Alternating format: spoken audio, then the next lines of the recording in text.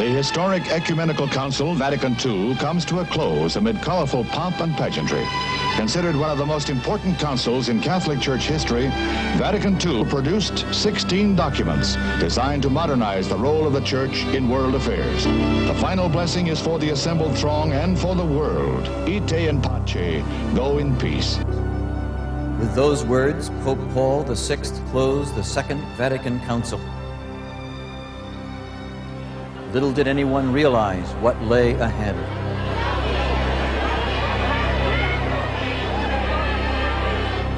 The decades since Vatican II have been turbulent.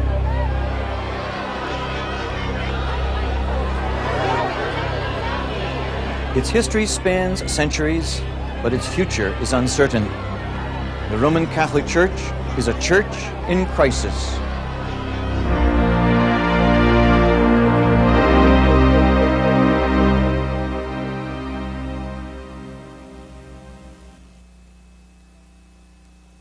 Evidence of the present crisis is widespread. Catholics are dissatisfied. Attendance at Mass has plummeted. The confessional has suffered an even greater decline. Finances are critical. Deficit spending has become a way of life. Church closures are commonplace. Priests are in short supply. 1,000 U.S. parishes are without a priest. A 40% decline is projected by the turn of the century, and the Mass, which cannot be performed without a priest, is threatened. Internal disputes are shaking the Church. Theologians, priests, and even bishops are becoming increasingly outspoken. A full-page ad recently ran in the New York Times calling for reform in the Catholic Church. It was signed and paid for by 4,500 Catholic clergy and laity. The Pope has risen to the challenge, serving notice: either stop public dissension or face disciplinary measures. 1 in 7 Americans born Catholic has left the Church. 100,000 Hispanics alone are leaving the Church every year, many to join more personal churches. What is the cause of the present crisis? Some feel that the Second Vatican Council went too far and destabilized the Church. Others blame Rome for resisting modernization and trying to live in the past. Yet another cause often cited is Humanae Vitae, the most controversial papal document of modern times, which forbids the use of any artificial means of birth control. Widely ignored, Humanae Vitae weakened the Church's credibility and has led Catholics to begin questioning other teachings. Certainly these concerns are valid, but is it possible that the real problem lies deeply embedded in the doctrines of the Roman Catholic faith itself? This is St. Ignatius Church. It is adjacent to the University of San Francisco. I studied here during my years of seminary training. My name is Bob Bush. I was ordained here in 1966. 21 years later, I submitted my letter of resignation. I'm Mary Krause. After 22 years as a Franciscan sister, I had to some extent the same experience as our founder, Francis of Assisi. I found myself out of step with my own order. But God showed me that my path should be only the gospel of Jesus Christ. My name is Sister Wilma Marie. At least that's what I was called as a Sister of Mercy. My faith crisis began at communion. The priest held the host in front of me and said, "The body of Christ." Before I could say the expected response of amen, a thought went through my mind for the first time. Is it really? This began a series of events which led to my personal relationship with the Lord Jesus Christ. My name is Frank Eberhardt, and I studied here at the St. Joseph Seminary in Kingston, New Jersey, for preparing for the priesthood. While I was here and making preparation, a parishioner came and asked me a question: how many masses needed to be said for her husband that he could enter into heaven? Well, this began for me an investigation into the doctrine of purgatory. Upon that investigation, I found it didn't match the Scripture, and so I had to delve more deeply into Scripture, and I found the doctrine of eternal security, how that a person is supposed to know they have eternal life when they die. Well, I completed 4 years of study here, and upon that graduation, I decided not to pursue ordination into the Order of St. Vincent de Paul. These and thousands more like them are re-examining their Roman Catholic faith, the Mass, the commandments, the role of Mary, even the way to heaven. How do the doctrines of the Roman Catholic Church compare with the teachings of sacred scriptures?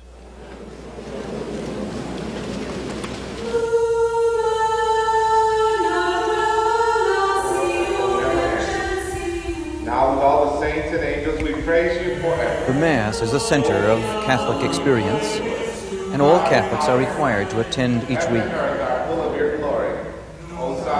Jesus Christ instructed his followers to take bread and wine as a remembrance of him.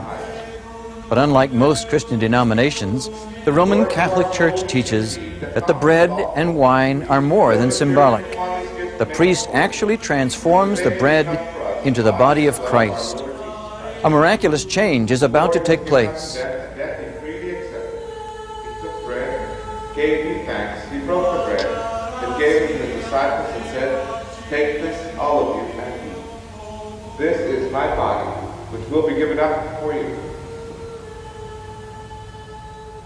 Catholic doctrine teaches that the wafer is no longer bread, but is now the actual body of Jesus Christ and is to be worshipped and adored as divine.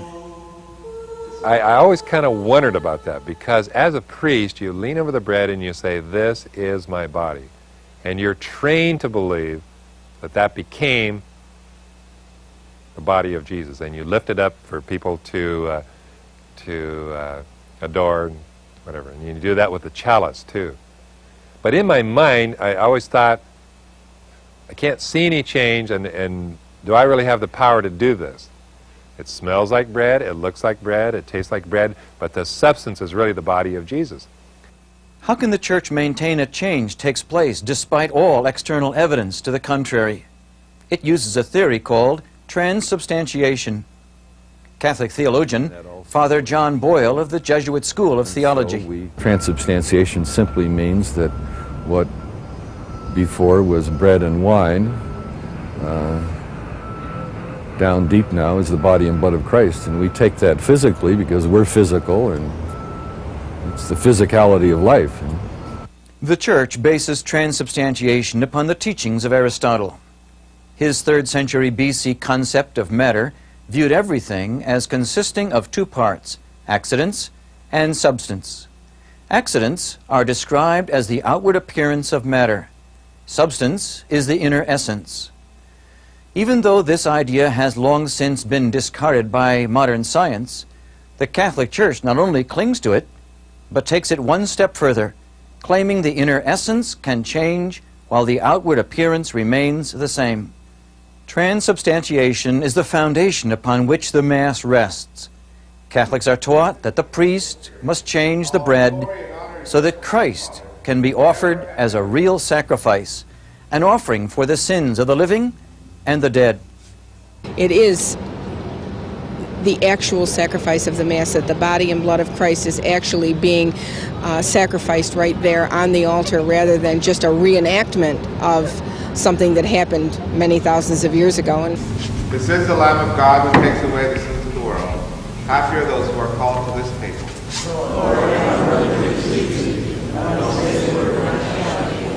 Is the Eucharist a real sacrifice? A Catholic would say that the Eucharist is a real sacrifice in that the Eucharist is the sacrifice of Jesus on Calvary. That this is not a different sacrifice from the one Jesus made on Calvary. It is the same sacrifice. Now that goes directly against Scripture, because in Hebrews 10:18 it says that with the forgiveness of these there is no longer any offering for sin. There is no more offering. Catholic priest Father Richard Chilson is the author of 8 books on the Catholic faith, including Catholic Christianity and an introduction to the faith of Catholics. We asked him why the Catholic Church seeks to continue the sacrifice of Jesus at the Mass. The Eucharist for a Catholic is ultimately a mystical understanding, that there is what we call real time, and then there is what John calls the hour. And the hour is present in every moment if we can open our eyes to that reality. And so the Eucharist, by making present that sacrifice throughout history, helps us to open our eyes to what is really going on continually. That God is continually, through Jesus Christ, reconciling the universe to himself. It allows us to personally come into that moment and be reconciled with God again and again and again. For a Catholic, it continues before the sacrifice of Calvary. The sacrifice of Calvary does not begin at that point. It begins really at the foundation of the world. It goes forward in history and it goes backward in history as well. Other Christian denominations celebrate that the sacrifice is finished. We asked Father Chilson why the Catholic Church chooses to focus on its continuing. Why not leave it finished?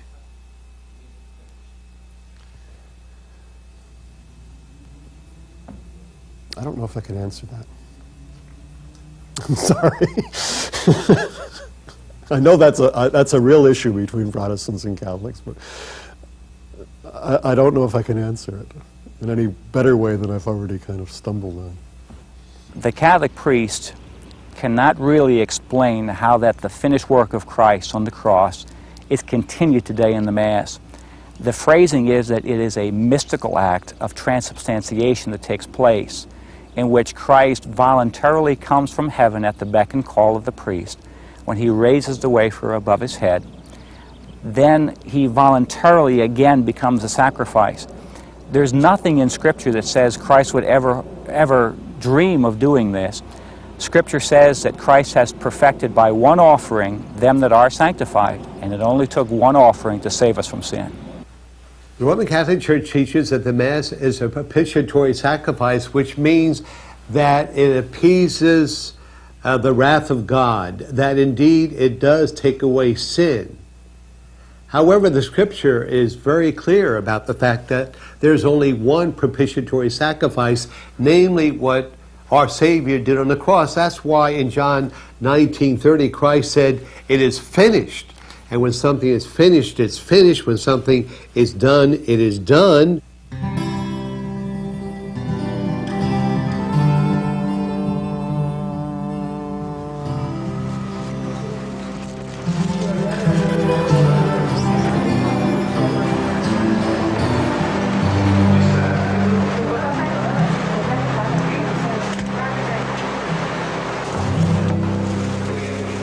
A unique aspect of Catholic devotion is the veneration of saints and the use of sacred objects, such as statues. Former Sister of Christian Charity, Doreen D'Antonio. In the convent, we had a whole list of saints that we used for various situations. If we lost something, we would pray to St. Anthony. If we had a hopeless case in our family, maybe a relative that was a drunk or something, we would pray to St. Jude, that being a hopeless case. We would pray to St. Gerald if there was a pregnant woman in our family that needed assistance. St. Blaise, if we had a sore throat, we would pray to. St. Christopher, that they don't use anymore for traveling, of course, we remember that one. And elevators. In the convent, we had an elevator for the older nuns, and in that elevator was this humongous medal of St. Christopher. It was amazing. We would have little statues of Mary and Joseph. St. Joseph for foster fathers. We'd have the little statue sitting right on the windowsill, hoping and praying that that statue would prevent it from raining on a particular day. You shall not make for yourself an idol or a statue or a picture in the form of anything in heaven above, or on the earth beneath, or in the waters below. Victor Afonso served as a Jesuit priest for 21 years. You shall not bow down to them or worship them. It's the same word. Though part of the Ten Commandments in the Catholic Bible, the Catholic Church regularly omits this command from catechisms, yet it still comes up with 10. And how come they still got 10? They took the last one, which is, thou shalt not covet your neighbor's wife, you shall not set your desire on the neighbor's house or land, his manservant or maidservant, his ox or donkey or anything that belongs to your neighbor. They divided this into 2. They made 9, thou shalt not covet thy neighbor's wife, and 10, thou shalt not covet thy neighbor's goods. So they had the 10 commandments. Now this is crookery. This is trickery. You've changed the command. But why did you drop the second commandment? Because there's a lot of business in making statues. Though the scriptures were clear, the traditions of the church were followed. Hail Mary, full of grace, the Lord is with thee. Blessed art thou among women, and blessed is the fruit of thy womb, Jesus. Holy Mary, Mother of God, pray for us sinners now and at the hour of our death. Amen. Hail Mary, full of grace, the Lord is with thee. Blessed art thou among women, and blessed The 100 years preceding the Second Vatican Council have been called the Marian century. During this period, the Catholic Church developed many new doctrines concerning Mary.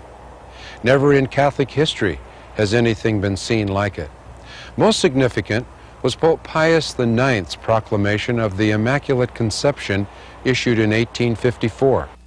Many Catholics do not understand the doctrine of the Immaculate Conception.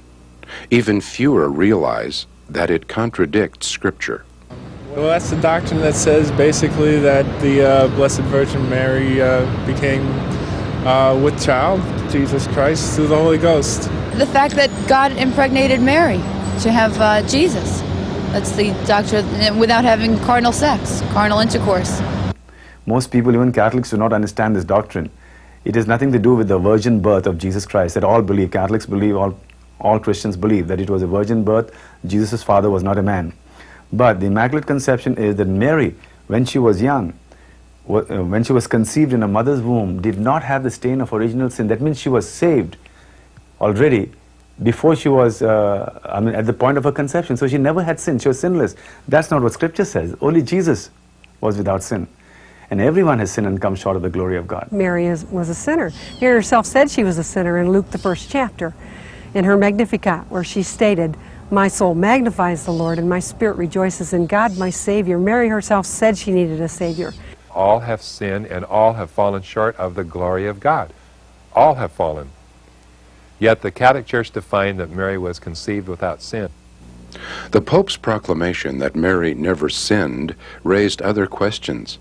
If, as the Bible says, the wages of sin is death, and Mary never sinned, did she ever die? If she died, did her body decay in the grave? Everyone wanted to know, but both the Scriptures and Catholic tradition were silent. 400 bishops and 80,000 priests and members of religious orders sent Rome requests for an answer. 8 million lay Catholics also signed petitions. Finally, in 1950, Pope Pius XII proclaimed that God took Mary bodily into heaven. This doctrine is known as the Assumption of Mary. Bart Brewer was a Carmelite priest, an order devoted to Mary. The perpetual virginity of Mary, the Immaculate Conception of Mary, the Assumption of Mary, and so on and so forth. These are mandatory teachings. These are said to be of divine law. And Catholic people may not reject those teachings. If they do, there's what they call an anathema. There's a curse for any Roman Catholic who would reject an official dogma regarding Mary, the mother of Jesus Christ. Catholic priests will be honest in telling us that indeed this teaching has no foundation in Scripture. And what is the source of the doctrine of Mary's Assumption? You don't find anything definitive in Scripture on that, but you find a kind of basis. But I would say that the doctrine of the Assumption has its origin in the piety of the people down through the centuries. When the religious practices of the people become the source of doctrine, popular sentiment is elevated to divine revelation. Distortion of truth now becomes inevitable. The biblical accounts of Mary present her as a humble, faithful servant of God. But Catholic tradition has confused her position with that of Christ himself. Mary has allegedly appeared to many in the uncharacteristic role of promoting herself. In 1917, she appeared at Fatima. There she announced, "God wishes to establish in the world devotion to my Immaculate Heart. My Immaculate Heart will be your refuge and the way to lead you to God." This shrine to the Immaculate Heart of Mary recently was erected in Santa Clara, California, to promote devotion to Mary's Immaculate Heart. I feel whenever I have a problem and I'm praying, I feel that if I talk to Mary, she would have more sympathy with me, and she can understand my motives if I feel I've done something wrong, better than Jesus could or God. You know, she's kind of like the mediator for me. This ad is from the Catholic Standard and Times. Quote, "He hasn't said no to her in 2,000 years. What would you have her ask him?" Now, if you will allow me to get a little personal here, I believe one of the as I've spoken, one of the problems of the of world culture is the problem of patriarchy. Christianity and Judaism are heavily patriarchal religions. One of the beauties of Catholicism is in her wisdom, she has allowed the figure of Mary to balance the male hierarchy of God the Father, Jesus the Son, the Holy Spirit, which has also been made male in the Christian tradition. And I believe that in some mysterious way, the figure of Mary, who comes out of the New Testament, who comes out of the Old Testament wisdom literature, which is part of the Catholic scriptures but not necessarily part of the Protestant Bible, balances and gives a feminine dimension to God that is missing in a purely biblical Christianity. The Catholic Church declares that Mary is the mediator of all grace. This is the Baltimore Catechism, a basic teaching unit in the Catholic Church, one that I learned from and we taught from in seminary. The picture shows Christ still on the cross as head of the church, and from his side is flowing blood. This blood is flowing to the primary sacrament called the Eucharist. And from the Eucharist is dispensed forgiveness of sin, the reception of Jesus Christ personally into the lives of Roman Catholic people and such. And then from that sacrament, the blood is continuing to the flow through the hands of Mary. Mary is a dispenser, the final dispenser of all grace in Roman Catholicism. And we have 7 sacraments depicted. These each themselves are said to dispense grace to the people. This picture really grieves me. That people would have to go through the church and through Mary to receive the grace that Christ earned on Calvary is so contrary to biblical doctrine, and it's just wrong. The church here is making the grace of Christ less accessible, not more accessible to people. Christ is the one mediator between God and man. So here we have an example of someone in Scripture, Mary, who is a very beautiful person and a model of Christian life, as you know, in her faith walk with the Lord, and it gets distorted off into a tradition, a definition, a dogmatic definition that contradicts Scripture. According to the Catholic Church, God created Adam and Eve with a divine life in their souls called grace. This grace was lost when they disobeyed God in the Garden of Eden, and the gates of heaven slammed shut. Christ restored this grace by dying on the cross. Once again, the gates of heaven swung open. Christ had done his part. Now, man must cooperate by doing his. What is man's part? Central to his many responsibilities in achieving salvation are the 7 sacraments. Each sacrament provides a different blessing. Baptism is the first sacrament received. It cleanses all sin, brings rebirth into the life of grace, and makes the infant a member of the Roman Catholic Church. Parents are responsible to see that their newborn infant is baptized as soon as possible. Peter, I baptize you in the name of the Father, and of the Son, and of the Holy Spirit. Amen. Confirmation grants special strength from the Holy Spirit to avoid temptation and to defend the Catholic faith. The sacrament of matrimony provides help for the couple for married life. The Catholic remains in the life of grace unless he commits a mortal sin, such as immorality, drunkenness, or failing to attend Mass each Sunday. These mortal sins are punishable by eternal separation from God. Mortal sins must be confessed to a priest. In the sacrament of reconciliation, the priest grants absolution as he recites the formula, "Through the ministry of the Church, may God give you pardon and peace, and I absolve you from your sins, in the name of the Father, and of the Son, and of the Holy Spirit. Amen." The priest receives the power to absolve sins and celebrate the Mass through the sacrament of holy orders. The last sacraments prepare the soul for passage through death. The family calls the priest to administer confession, anointing of the sick, and Holy Communion. Through this holy anointing, The condition of the soul at the moment of death will determine the eternal destiny of the Catholic. Amen. Those who die out of grace will spend eternity in hell. While those who die in a state of grace will go to heaven, most must first suffer in purgatory. There the person pays for past confessed sins, as well as unrepented venial sins, like minor lying or anger, which the Church considers less serious. This burden is carried by the entire family, as they realize they can shorten the time of their deceased loved one in purgatory by offering up their own good works and sufferings. The Mass is a particularly effective offering. And that's why Catholics, that's why they have Masses said for people. They would come into a parish and they'll give some money and they'll have a Mass said for their deceased relatives. But when you search through the Scriptures, you go all the way through, you know, through Genesis, Exodus, Leviticus, all the way down to the book of Revelation, going all the way through, and you won't find there's no purgatory in there. Though a mandatory belief, many Catholics are confused about the doctrine of purgatory. I never think of purgatory. I think of it as an outdated idea. I don't know what it means.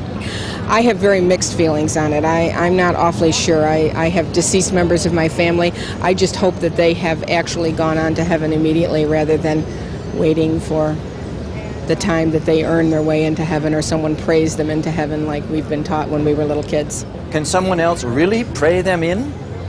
Or a person earn his way into heaven? The problem with that, of course, is that the Scripture nowhere says that we can pay for our own sins. We cannot work for them. In fact, in Ephesians chapter 2, verses 8 and 9, we're told, "For by grace are you saved through faith, and that not of yourselves. It is the gift of God, not of works, lest any man should boast." So we could never pay for our own sins. We're given that gift of full payment by Jesus Christ. Another problem with purgatory is that it implies Christ was not able to pay the full penalty for our sins. And yet the Scripture says that in the one-time death of Christ, He not only made us Christians, but He paid the full ransom for our sin. But have Catholics been taught this simple truth? New York City, gathering point for people from around the world.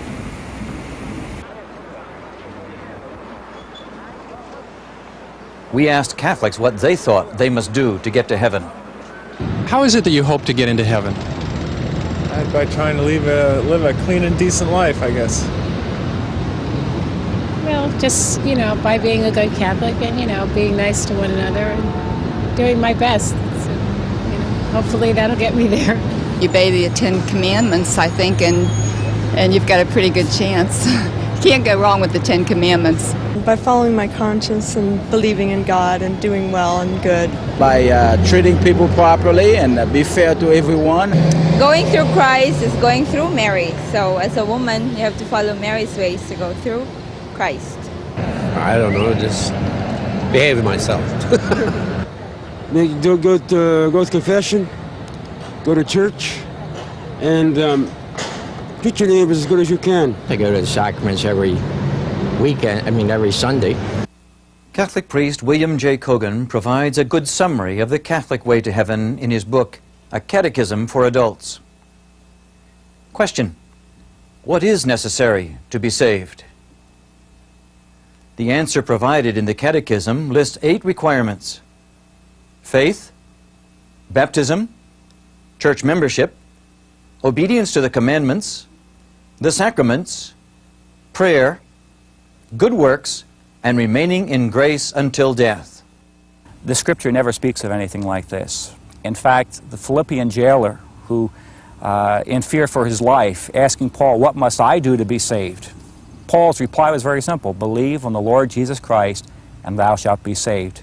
The Catholic gospel, the Roman Catholic gospel, absolutely is a gospel of works. If salvation is by works, how much work do you have to do? Does the average Catholic think he will make it to heaven? Well, let's hope that God will take into consideration that you've done more good than bad, and therefore you are worthy of getting into heaven. Well, I got a lot of work to do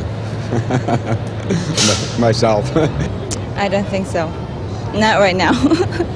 I'm not sure that whatever I've done in the past could ever be reconciled, but I mean, it's nothing horrible either. I'm not a murderer or something like that, but I think that hopefully with more good that I've done than the few bad can weigh it out. I don't know, but I hope I will try. I'm trying all the life to go there when I die, but I'm not sure if my life how has been. Bart Brewer recalls his attempts as a Carmelite monk to try to merit salvation. We would whip ourselves or flagellate ourselves to mortify the body, and then we had to get special permission to wear this belt. This is St. Elmo's belt, and this goes around. This would go around my waist or my thigh or my leg. And the purpose of these mortifications, whether it was to sleep on a bed of plywood or take the vows or whatever, the purpose was basically to expiate sin, to atone for sin. I entered the convent with a sincere desire to serve God and man. I came to realize that it's not sincerity that's going to get us to heaven. It's not our good works. It's not by righteousness which we can do. What saves you is your faith in Christ Jesus, and it's a gift of God. Someone has once mentioned that God has done 99% and we have 1% left to finish. That is so totally false. The Lord did it all. Whatever we do doesn't amount to anything. I must first acknowledge that I really cannot save myself, that no matter what I do, I'm going to fall far short of the perfection that God would expect. But Christ was perfect, and so I need to trust in Him and lean entirely on Him and Him alone. He earned my salvation on the cross. I was taught to go to Jesus through the sacraments, to go to Jesus through the saints, to go to Jesus through the priests. What I'm saying that is different now is that as a Christian I can personally go to Christ. I have asked Him to be my Savior and forgive my sins, to pay the penalty that I could never pay. Our dear Catholic people don't understand the true person and work of Jesus Christ. He is not personal Lord and Savior. So as a result, there's a vacuum, and I think that the Catholic Church tries to tell its people that this vacuum can be satisfied by participating, in the 7 sacraments. So instead of a dynamic, personal walk and talk with the Lord Jesus Christ, it's ritual and ceremony, which create the impression that indeed Catholic people know Christ as Savior. However, they don't, by the very nature of Roman Catholicism. Despite the teachings of the Church, some Catholics have learned that salvation is by faith alone. I feel like as long as you believe in Jesus and that's all he asked you to do, then you'll be going to heaven. What do you have to believe in about him? That he died for you, that he forgives your sins if you believe in him, and that's all he asks. This woman was the only one of 24 Catholics we interviewed at St. Patrick's Cathedral who seemed to understand God's simple plan of salvation. Is it only the laity who have been misled? While still a Jesuit priest, Victor Afonso was troubled that the Catholic Church was not teaching the true gospel. He discussed the matter with a prominent Catholic scholar, only to realize the priest himself did not understand. Finally, Victor asked the priest what he thought the gospel was. The priest's reply? To love one another. I said, that's the fruit, that we love one another. What is the good news, Father? He never knew the good news. He wouldn't say the good news is that we are all heading for hell, and that when Jesus came and died on the cross by the precious blood, when we believe in him, we are saved, we have eternal life. They won't say it. Why? Not because he's against Jesus. He does not know it. And he's a scripture scholar. The scriptures are clear, but the errors persist. The sacrifice of the Mass continues despite Christ's last words on the cross, "It is finished." Statues are treated as sacred, though the 10 Commandments forbid both making and bowing down to them. Mary is proclaimed mediator of all grace, despite the New Testament's teaching that there is one mediator between God and man, Christ Jesus. And the people are taught that they must work for salvation, though the scriptures clearly state that salvation is by grace through faith, and that not of yourselves, it is the gift of God. Many modern Catholics have chosen to ignore certain doctrines of the Church, which they consider to be out of date. A common misconception is that the Second Vatican Council changed many of these dogmas. Vatican II made no doctrinal changes. In other words, there was a change of image, but no change of substance. There's a principle Rome promotes, semper eadem, means always the same. In other words, her basic dogmatic teachings can never change. There has been a change of, there's been redefinition, a restructuring of Catholic theology, but there has been no substantive, no radical change of Catholic dogma, because that would destroy Roman Catholicism. While no doctrinal changes were made, the Second Vatican Council did change the position of the Church in relationship to non-Christian religions. It affirmed that people of all religions form one community, and that the Church respects the spiritual, moral, and cultural values of Hinduism, Buddhism, and Islam. Dialogue and collaboration were encouraged. I myself am engaged in a PhD in Mahayana Buddhism. My specialty in that is Tibetan Buddhism. I chose Buddhism because it seemed to be as contrary to Christianity as it was possible to be. Buddhists do not believe in God, Buddhists do not believe in a soul. What I have discovered instead through my studies of Buddhism is that in spite of the doctrines, the myths, that seem to contradict one another, the reality behind those doctrines and myths seems to be the same. Catholic publishers seem to agree and have produced numerous books designed to enrich Catholic spirituality with Eastern religion. A Taste of Water, Christianity Through Taoist Buddhist Eyes, was co-authored by a priest and a nun. Love Meets Wisdom, a Christian experience of Buddhism, written by a Jesuit priest. And Buddhist Emptiness and Christian Trinity, which shows how Buddhist-Christian dialogue has gone beyond mutual understanding to mutual transformation. Pope John Paul II personally took the initiative to unite the leaders of the world's religions for a prayer summit at Assisi, Italy, in 1986. They came from around the world, Catholics, Protestants, Orthodox, and Jews. Muslims from 9 nations sang from the Quran. American medicine men called on the Great Spirit. Buddhism's Dalai Lama, traditionally regarded as a living deity, chanted rhythmically. Animists from Africa, Hindus, Zoroastrians, we will stand side by side asking God to give us peace. With that papal invitation, 160 leaders from the religions of the world gathered to petition God.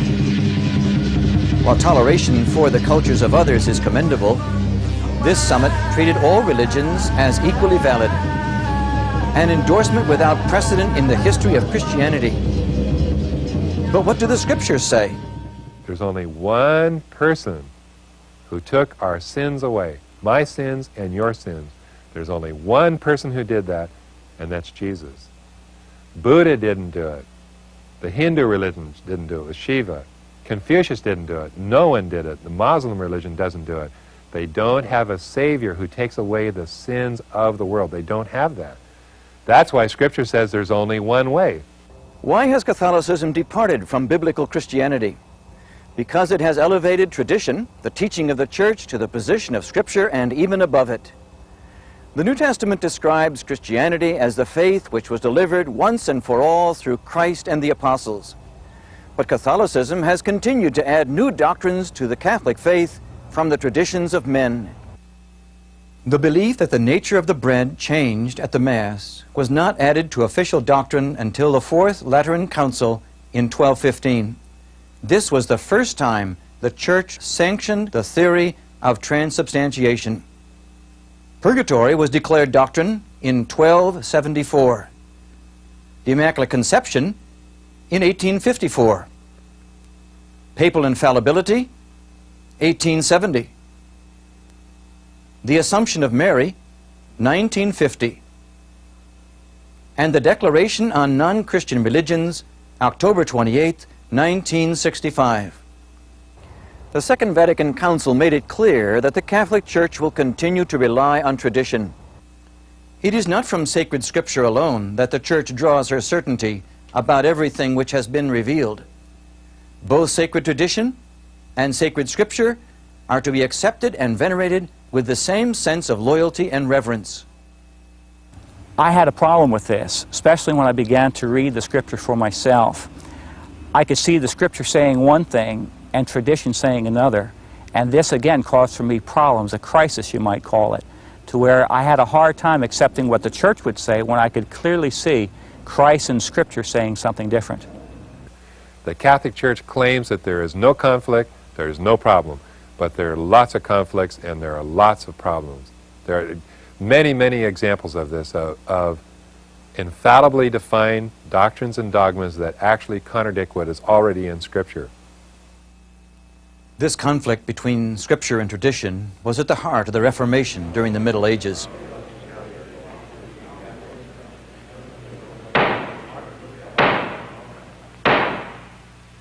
Dr. Luther.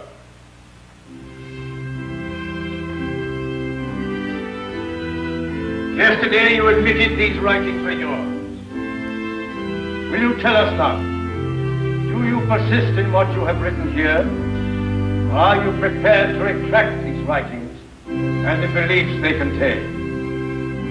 I ask pardon if I lack the manners that befit this court. I was not brought up in king's palaces, but in the seclusion of a cloister. I am asked to retract these writings. Protestant critics? Not exactly. The leaders of the Reformation were all Catholic priests and theologians. Catholic theologian John Wycliffe was one of the first. His troubles started when he began to teach that the Bible is the only source of truth. Rome silenced him. 44 years after his death, they exhumed his bones and burned them because of his departure from Roman authority. In 1415, Catholic priest and theologian of the University of Prague, John Huss, was burned at the stake. His crime? He also had made the Holy Scriptures his only rule in matters of religion and faith. After 16 years as a priest, Swiss reformer Huldrych Zwingli broke with the Catholic Church when he could no longer put tradition on the same level as the Holy Scriptures. John Calvin was studying for the priesthood when he experienced a spiritual conversion. He left the church shortly thereafter. Martin Luther was an Augustinian priest and professor of theology at the Catholic University of Wittenberg. He objected to representatives of the Pope selling pardons from purgatory in order to finance the building of St. Peter's Basilica. Luther made a list of 95 reasons why this was wrong and nailed it to the church door at Wittenberg. Luther's writings helped form the three guiding principles of the 16th century call for reform. Number one, the Bible is the only source of authoritative truth for salvation. Number two, man is saved by God through faith alone. And number three, every believer has direct access to God through Jesus Christ alone. When ordered to recant, Luther responded, "My conscience is captive to the Word of God." He narrowly escaped with his life. These men were all loyal Catholics whose attempts to reform their church and return it to biblical Christianity were met with vigorous opposition from their superiors. The problem is an old one. While walking through a grain field on the Sabbath, the Lord Jesus also clashed with the religious leaders of his day over tradition. The apostles were picking heads of grain and eating them. Additionally, when they ate their bread, they did not ceremonially wash their hands as prescribed by the rabbis. In the 7th chapter of the Gospel of Mark, we read that the Pharisees and the scribes questioned Jesus, "Why do your disciples not walk according to the tradition of the elders?" Jesus was not intimidated. He rebuked the religious leaders for elevating the teaching of the rabbis to the same level of authority as God's holy scriptures. He accused them of teaching as doctrines the precepts of men. He could not obey the traditions of the elders without disobeying the written word of God. He chose to obey God rather than men. Many Catholics today are making that same choice. I had the decision to make who I was going to follow. Was it going to be a man who could make mistakes, or was it going to be God who could not lie to me?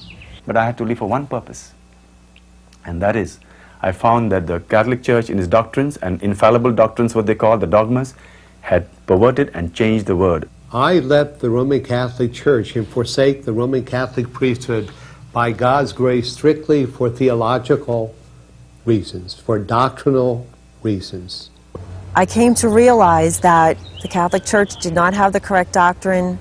They did not have what I needed in my life. Many, many thousands, maybe millions of Catholic people leave because of theology. They started to re-examine Roman Catholic premises or teachings in light of God's holy word.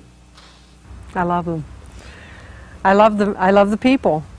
But I'm sorry that the doctrines that they so cling to are not according to what God has said is necessary to get to heaven. Because of the teaching of tradition, Christ has become de-emphasized. You have Mary in a prominent place. She's held up as ever virgin and sinless, even as Jesus Christ himself is. You have saints who are much holier than we are, who are in heaven that can pray for us.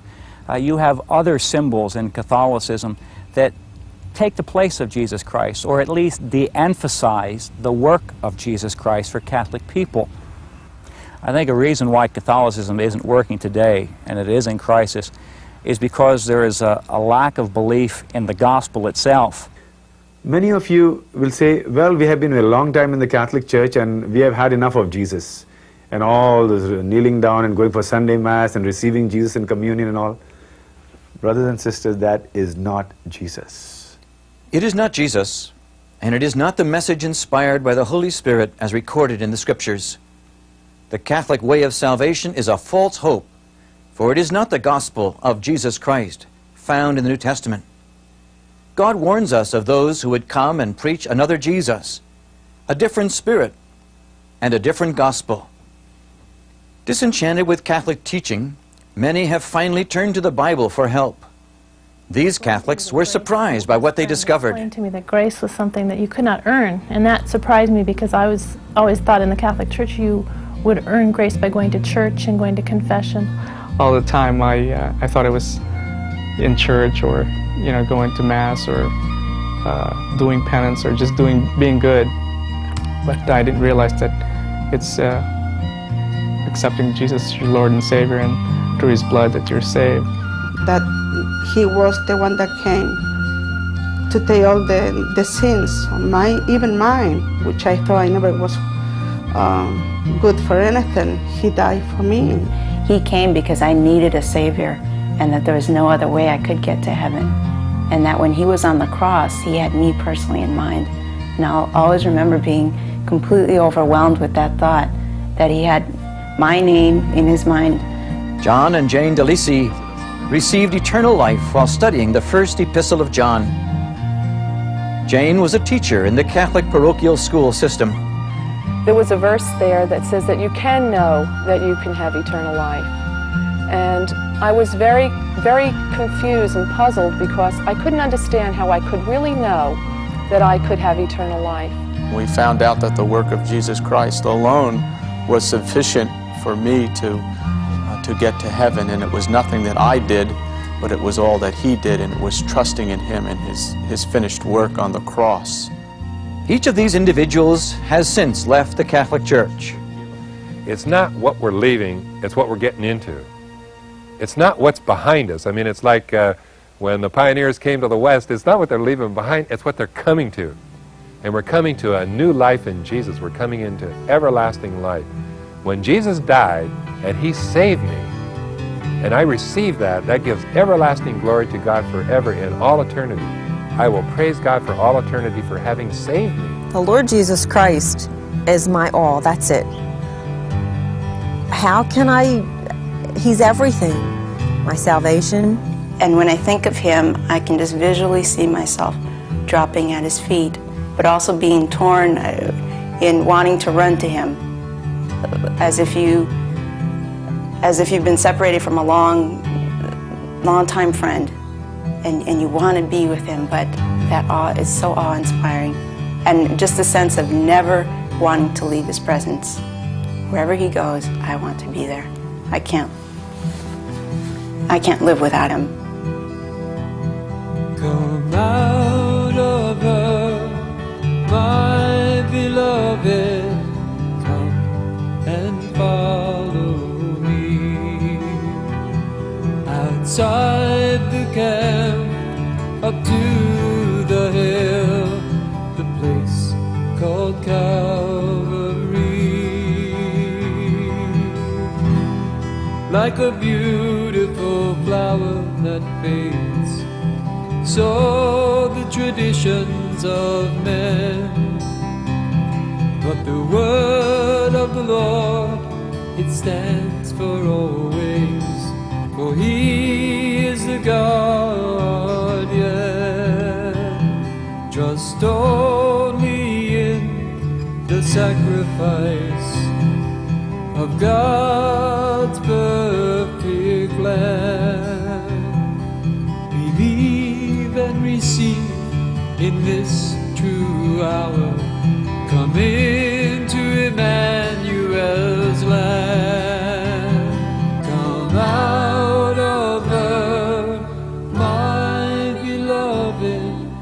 Come and follow me. Outside the camp, up to the hill, the place